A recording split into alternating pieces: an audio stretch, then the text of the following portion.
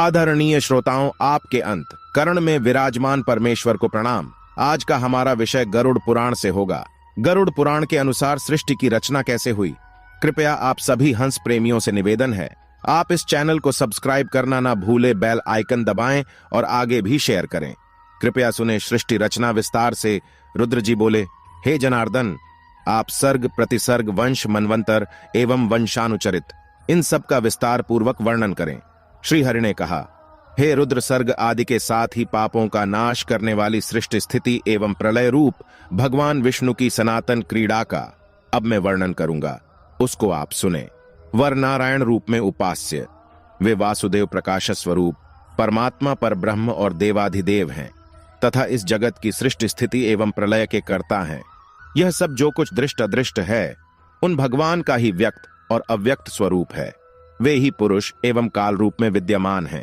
जिस प्रकार बालक क्रीड़ा करता है उसी प्रकार व्यक्त रूप में भगवान विष्णु और अव्यक्त रूप में काल एवं पुरुष निराकार वर्टिकल बार ब्रह्म की क्रीड़ा होती है।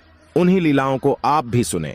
उन परमात्मा परमेश्वर का आदि और अंत नहीं है, वे ही जगत को धारण करने वाले अनंत पुरुषोत्तम हैं। उन्हीं परमेश्वर से अव्यक्त की उत्पत्ति होती है और उन्हीं से आत्मा पुरुष भी उत्पन्न होता है। उस अव्यक्त प्रकृति बुद्धि, बुद्धि से मन से आकाश, आकाश से वायु, वायु से तेज, तेज से जल और जल से पृथ्वी की उत्पत्ति हुई है। हे रुद्र, इसके पश्चात हिरण्मय अंड उत्पन्न हुआ। उस अंड में वे प्रभु स्वयं प्रविष्ट होकर जगत की सृष्टि के लिए सर्वप्रथम शरीर धारण करते हैं। तदनंतर चतुर्मुख ब्रह्मा के रूप में शरीर धारण कर रजोगुण के आश्रय से उन्हीं देव ने इस चराचर विश्व की सृष्टि की। देव, असुर एवं मनुष्यों सहित यह संपूर्ण वर्टिकल बार जगत उसी अंड में विद्यमान है। वे ही परमात्मा स्वयं सृष्टा ब्रह्मा के रूप में जगत की संरचना करते हैं, विष्णु रूप में जगत की रक्षा करते हैं और अंत में संहर्ता शिव के रूप में वे ही देव संहार करते हैं। इस प्रकार एकमात्र वे ही परमेश्वर ब्रह्मा के रूप में सृष्टि, विष्णु के रूप में पालन और कल्पांत के समय रुद्र के रूप में संपूर्ण जगत को विनष्ट करते हैं। सृष्टि के समय वे ही वराह का रूप धारण कर अपने दांतों से जलमग्न पृथ्वी का उद्धार करते हैं। हे शंकर, संक्षेप में ही मैं देवादि की सृष्टि का वर्णन कर रहा हूं, आप उसको सुने। सबसे पहले उन परमेश्वर से महत्तत्व की सृष्टि होती है। वह महत्तत्व उन्हीं ब्रह्म का विकार है।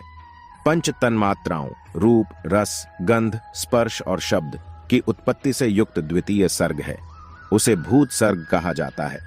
इन पंच तन्मात्राओं से पृथ्वी, जल, तेज, वायु तथा आकाश रूप में महाभूतों की सृष्टि होती है। तीसरा वैकारिक सर्ग है, इसमें कर्मेंद्रिय एवं ज्ञानेंद्रियों की सृष्टि आती है, इसलिए इसे ऐन्द्रिक भी कहा जाता है। इसकी उत्पत्ति बुद्धिपूर्वक होती है। यह प्राकृत सर्ग है। चौथा सर्ग मुख्य सर्ग है। पर्वत और वृक्षादि स्थावरों को मुख्य माना गया है। पांचवां सर्ग तिर्यक सर्ग कहा जाता है। इसमें तिर्यक, त्रोता, पशु पक्षी आदि आते हैं। इसके पश्चात ऊर्ध्व स्रोत को सृष्टि होती है। इस छठे सर्ग को देव सर्ग भी कहा गया है। तदनंतर सातवां सर्ग अर्वाक स्रोतों का होता है, यही मानुष सर्ग है। आठवां अनुग्रह नामक सर्ग है, वह सात्विक और तामसिक गुणों से संयुक्त है। इन 8 सर्गों में 5 वैकृत सर्ग और 3 प्राकृत सर्ग कहे गए हैं। कौमार नामक सर्ग 9वां सर्ग है। इसमें प्राकृत और वैकृत दोनों सृष्टियां विद्यमान रहती हैं। हे रुद्र, देवों से लेकर स्थावर पर्यंत 4 प्रकार की सृष्टि कही गई है। सृष्टि करते समय ब्रह्मा से सबसे पहले मानस पुत्र उत्पन्न हुए। तदनंतर देव, असुर, पितृ और मनुष्य, इस सर्ग चतुष्टय का प्रादुर्भाव हुआ। इसके बाद जल सृष्टि की इच्छा से उन्होंने अपने मन को सृष्टि कार्य में संलग्न किया। सृष्टि कार्य में प्रवृत्त होने पर प्रजापति ब्रह्मा से तमोगुण का प्रादुर्भाव हुआ। अतः सृष्टि की अभिलाषा रखने वाले ब्रह्मा की जंघा सर्वप्रथम असुर उत्पन्न हुए। शंकर, तदनंतर ब्रह्मा ने उस तमोगुण से युक्त शरीर का परित्याग किया तो उस शरीर से निकली हुई तमोगुण की मात्रा ने स्वयं रात्रि का रूप धारण कर वर्टिकल बार लिया। उस रात्रि रूप सृष्टि को देखकर यक्ष और राक्षस बहुत ही प्रसन्न हुए। हे शिव, उसके बाद सत्व गुण की मात्रा के उत्पन्न होने पर प्रजापति ब्रह्मा के मुख से देवता उत्पन्न हुए। तदनंतर जब उन्होंने सत्व गुण समन्वित अपने उस शरीर का परित्याग किया तो उससे दिन का प्रादुर्भाव हुआ। इसीलिए रात्रि में असुर और दिन में देवता अधिक शक्तिशाली होते हैं। उसके पश्चात ब्रह्मा के उस सात्विक शरीर से पितृगणों की उत्पत्ति हुई। इसके बाद ब्रह्मा के द्वारा उस सात्विक शरीर का परित्याग करने पर संध्या की उत्पत्ति हुई, जो दिन और रात्रि के मध्य अवस्थित रहती है। तदनंतर ब्रह्मा के रजोमय शरीर से मनुष्यों का प्रादुर्भाव हुआ। जब ब्रह्मा ने उसका परित्याग किया तो उससे ज्योत्सना प्रभात काल उत्पन्न हुई, जो प्राक्संध्या के नाम से जानी जाती है। ज्योत्सना, रात्रि, दिन और संध्या ये चारों उस ब्रह्मा के ही शरीर हैं। तत्पश्चात ब्रह्मा के रजोगुणमय शरीर के आश्रय से क्षुधा और क्रोध का जन्म हुआ। उसके बाद ब्रह्मा से ही भूख प्यास से आतुर एवं रक्त मांस पीने खाने वाले राक्षसों तथा यक्षों की उत्पत्ति हुई।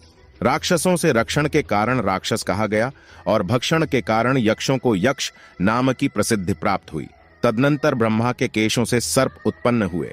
ब्रह्मा के केश उनके सिर से नीचे गिरकर पुनः उनके सिर पर आरूढ़ हो गए, यही सर्पण है। इसी सर्पण गति विरोध के कारण उन्हें सर्प कहा गया। उसके बाद ब्रह्मा के क्रोध से भूतों का जन्म हुआ, इसीलिए इन प्राणियों में क्रोध की मात्रा अधिक होती है। तदनंतर ब्रह्मा से गंधर्वों की उत्पत्ति हुई। गायन करते हुए इन सभी का जन्म हुआ था, इसलिए इन्हें गंधर्व और अप्सरा की ख्याति प्राप्त हुई। उसके बाद प्रजापति ब्रह्मा के वक्षस्थल से स्वर्ग और द्युलोक उत्पन्न हुआ। उनके मुख से अज उदर भाग से तथा पार्श्व भाग से गौ, पैर भाग से हाथी सहित अश्व, महिष, ऊंट और भेड़ की उत्पत्ति हुई। उनके रोमों से फल फूल एवं औषधियों का प्रादुर्भाव हुआ। गौ, अज, पुरुष ये मेध्य पवित्र हैं।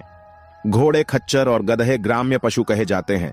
अब मुझसे वन्य पशुओं को सुनो। इन वन्य जंतुओं में पहले श्वापद हिंसक व्याघ्रादि पशु, दूसरे दी खुरों वाले, तीसरे हाथी, चौथे बंदर, पांचवें पक्षी, छठे कछपादि जलचर और सातवें सरीसृप जीव उत्पन्न हुए हैं।